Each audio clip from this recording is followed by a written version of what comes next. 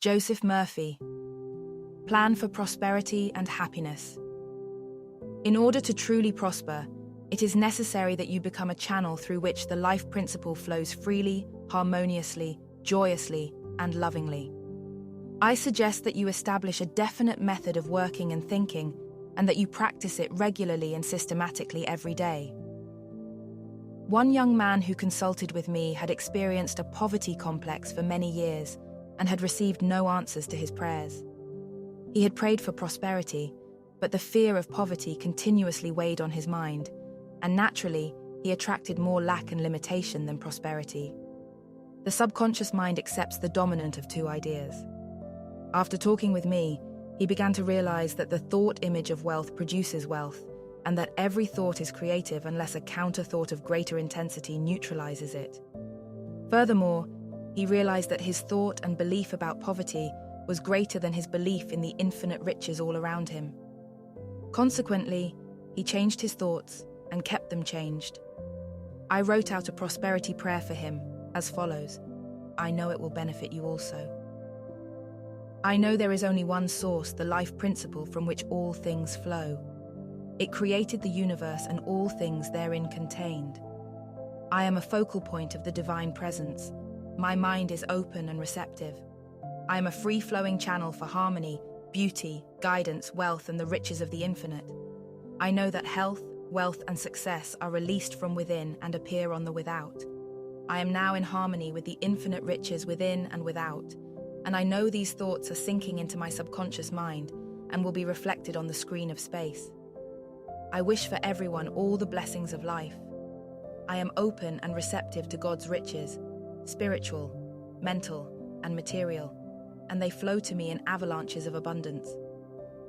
His changed thinking suddenly changed him into a prosperous person. This young man focused his thoughts on God's riches rather than on poverty, and made it a special point not to deny what he affirmed. In a month's time, his whole life was transformed. He affirmed the above truths morning and evening for about 10 minutes, knowing that he was actually writing down these truths in his subconscious mind, causing the latter to be activated and to release its hidden treasures. Although he had been a salesman for 10 years with rather dim prospects for the future, suddenly he was made sales manager at $30,000 a year plus prime benefits. A young woman learned that her conscious mind could be likened to a pen and that she could inscribe her true desires on her subconscious by frequent habitation of the mind with the desires of her heart. Accordingly, she decided to write 2 desires in her deeper mind by thinking of each one separately and with interest, knowing that her subconscious would respond exactly according to the impression made upon it. Her first desire was as follows. My mother and I are going on a 2-week holiday to Mexico. We have agreed that infinite intelligence opens up the way in divine order. Both of them pictured themselves on the plane, and they conducted an animated conversation in their imaginations with the hostesses. They felt the tangibility of the plane and the naturalness of the whole thing. After about a week, this young woman came to my office all excited, saying, "Look what I found! This envelope on the street containing 20 $100 bills and a note inside. Whoever finds this, keep it. God bless you." And that's all. There was no name or any identification of any kind on the envelope. Now, it happens that there are eccentric millionaires who do things like this from time to time, which is a possible explanation of her good fortune. They went on a wonderful extended tour of Mexico. The ways of your subconscious to get results are truly past finding out. Her second desire was for marriage. This is what she wrote with her conscious mind pen in her subconscious. I know my desire for marriage and happiness is the voice of God in me urging me to lead a full and happy life. I know that I am one with the infinite now. I know and believe there is a man waiting to love and cherish me. I know I can contribute to his happiness and peace. I can be a great asset to him. I can cherish, love, and inspire him to greatness. He loves my ideals, and I love his ideals. He does not want to make me over. Neither do I want to make him over. There are mutual love, freedom, and respect between us. These words go forth and accomplish whereunto they are sent. I have written this request in my subconscious mind with faith and confidence, and I decree it is done, finished and established in my deeper mind. Whenever I think of marriage, I shall remind myself that the infinite intelligence of my subconscious is bringing this to pass in divine order. A few weeks went by, and the dentist who had been working on her teeth for some weeks suddenly proposed to her, and she accepted. I had the joy and satisfaction of performing the marriage ceremony. This young woman gained a new insight into the wonders of her subconscious mind. Think prosperous and wholesome thoughts, and wonders happen as you pray. A young divorced woman was resisting life by complaining, "I am leading a humdrum existence. I am lonesome, frustrated, and I have no friends. I lead a drab, weary existence," etc. However, she learned that her thoughts are creative, and that by thinking negatively along the above lines, she was actually compounding her misery, because whatever we give attention to, the subconscious magnifies and multiplies in our experience. After learning something about the laws of mind in our interviews, she reversed her habitual frustrated thinking and began to affirm frequently and systematically, "I am happy, joyous and free. I am loving, kind, harmonious and peaceful. I sing the song of praise in the Lord, which is my strength." She realized and understood the mental law that whatever she attached to "I am," she would manifest and express. She made a habit of affirming the above mental truths, and her whole life was changed from the former so-called drab existence to a fullness of life, including marriage to a brilliant engineer, a new home, plus a new perspective and a new insight into the wonders of the riches within her. How a housewife planned for prosperity and happiness and got results. A housewife who conferred with me was constantly whining and complaining. "There is no happiness for me. I was born on the wrong side of the tracks. I'm stuck to a treadmill sort of existence. I wash, cook, iron, scrub, wash dishes and windows, and take care of 3 children." She was resenting and resisting her environment and felt life was against her and unkind to her. During our discussion, however, she began to awaken to the truth that prosperity and happiness represent a state of mind. Accordingly, she reversed her way of thinking and began to claim, "Divine right action is mine, success is mine, wealth is mine, happiness is mine.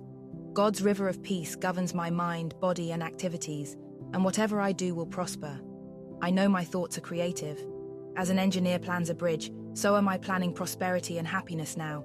I believe implicitly in the law of the Bible, which promises, 'Ask, and it shall be given you. Seek, and ye shall find. Knock, and it shall be opened unto you.'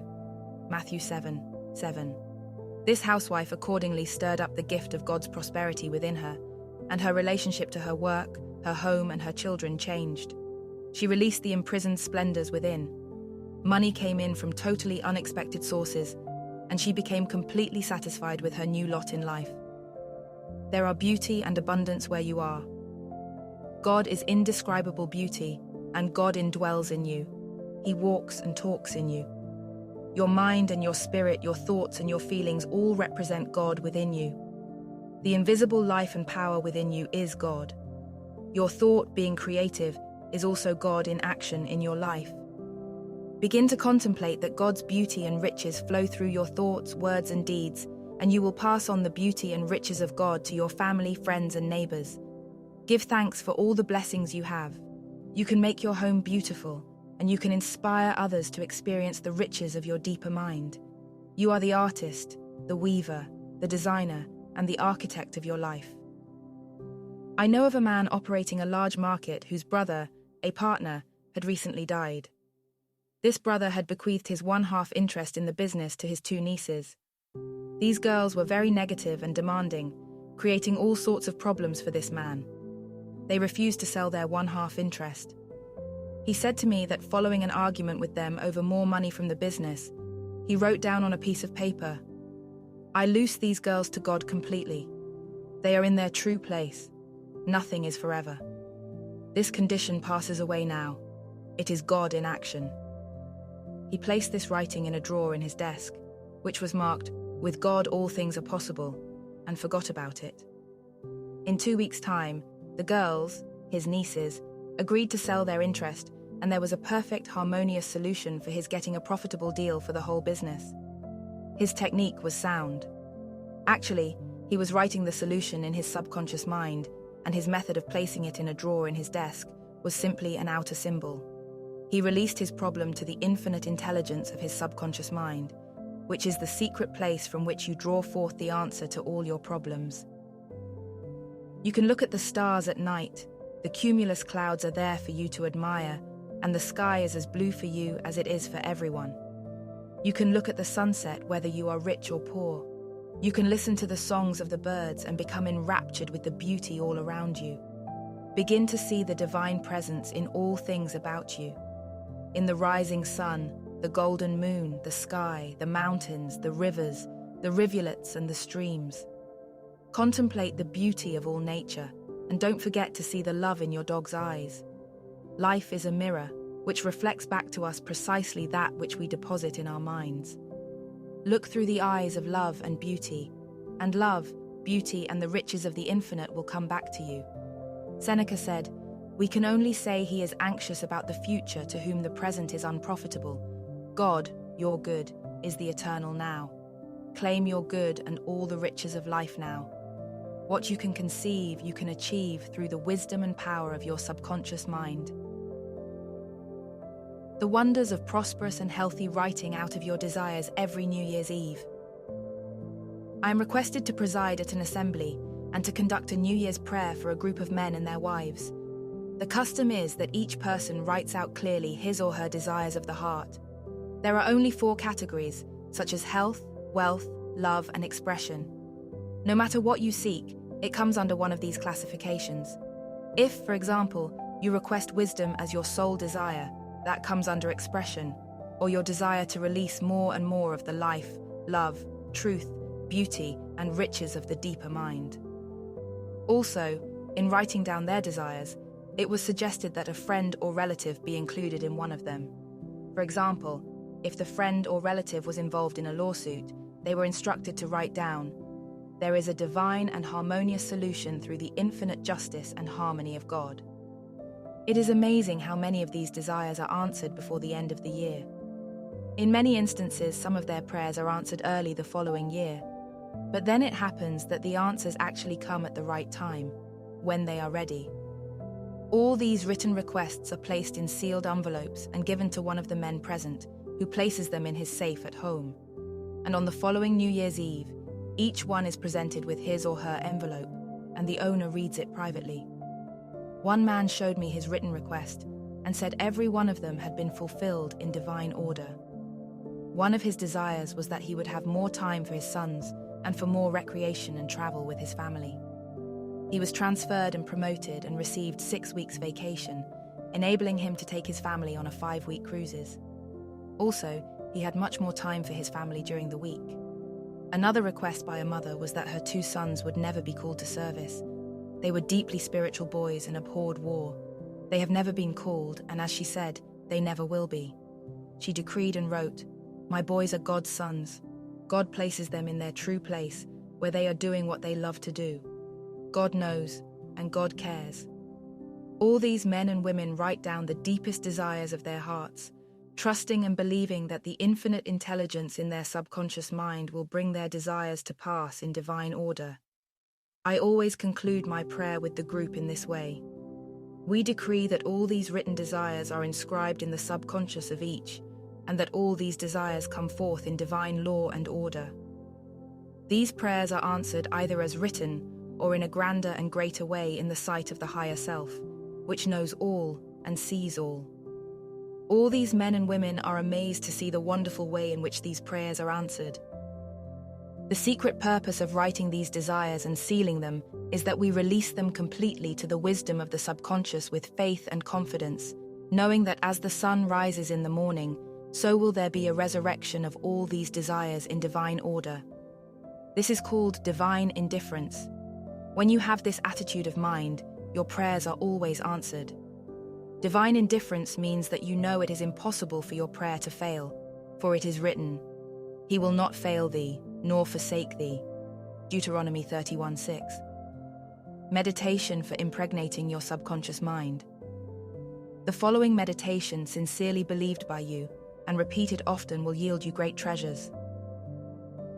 Be ye doers of the word, and not hearers only, deceiving yourselves. My creative word is my silent conviction that my prayer is answered. When I speak the word for healing, success, or prosperity, my word is spoken in the consciousness of life and power, knowing that it is done. My word has power because it is one with omnipotence. The words I speak are always constructive and creative. When I pray, my words are full of life, love, and feeling. This makes my affirmations, thoughts, and words creative. I know the greater my faith behind the word spoken, the more power it has. The words I use form a definite mold, which determine what form my thought is to take. Divine intelligence operates through me now and reveals to me what I need to know. I have the answer now. I am at peace. God is peace. Thoughts for prosperity. You are prospering when you are expanding along all lines spiritually, mentally, intellectually, and financially. You should have all the money you need to do what you want to do and when you want to do it. Your subconscious mind accepts the dominant of two ideas. Reason out clearly all the reasons why all things visible and invisible come from one source. All things made by man came out of the one mind, and all things made by God came out of the same mind. Think prosperity thoughts. Think of riches of all kinds and the immense wealth of the world, and your subconscious will respond to your habitual thinking. Supplant all thoughts of poverty with the thought of God's opulence and endless resources. Be open and receptive, and let wealth flow freely to you. Be a good receiver. Your conscious mind is the pen with which you inscribe your true desires in your subconscious. Think quietly and with interest of each desire separately, watering it and nurturing it with faith and expectancy. Do this 3 or 4 times a day. By frequent habitation of the mind, you will impregnate your subconscious, and the cherished desires of your heart will be realized. Never engage in thinking of lack, limitation, loneliness, and frustration. On the contrary, have a mental plan of the things you want, and then realize that whatever you attach to I am, you will create in your life. Get a little phrase easily graven on the memory, such as, I am happy, joyous, free, etc. Repeat it over and over again. As a lullaby, do it knowingly and feelingly. As you sow in your subconscious, so also will you reap. Instead of grumbling, whining, and complaining about present conditions, reverse that attitude of mind and claim boldly, divine right action is mine, divine success is mine, divine love fills my soul, and whatever I do will prosper. Know that your thoughts are creative and that you are what you think about all day long. Have a healthy respect for your thoughts. Your thought is your prayer. Begin to contemplate that God's beauty and riches flow freely through your thoughts, words, and deeds, and you will experience the results of your thinking. Furthermore, you will be able to pass on to your family the riches acquired by contemplation. You must have in order to give. It is only the rich people who can contribute richly to all. The poor cannot give. When you are in a quandary and are dealing with difficult people, it is a good thing to write out clearly your desire, as follows. This too will pass away, and there is a divine and harmonious solution through the wisdom of my subconscious, which shall loose it and let it go now. You can put this written prayer in a drawer marked, With God all things are possible.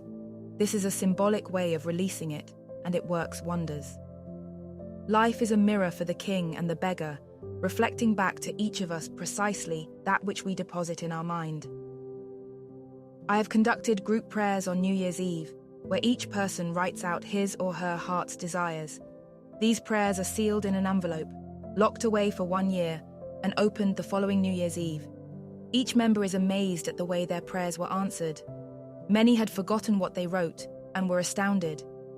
The secret is that they released all their prayers with faith and confidence to the deeper mind, which knows all and sees all. They learned that when one has a divine indifference, the prayer is always answered. Divine indifference is not carelessness or apathy. Rather, it means that you know whatever you claim and feel to be true in your heart must come to pass.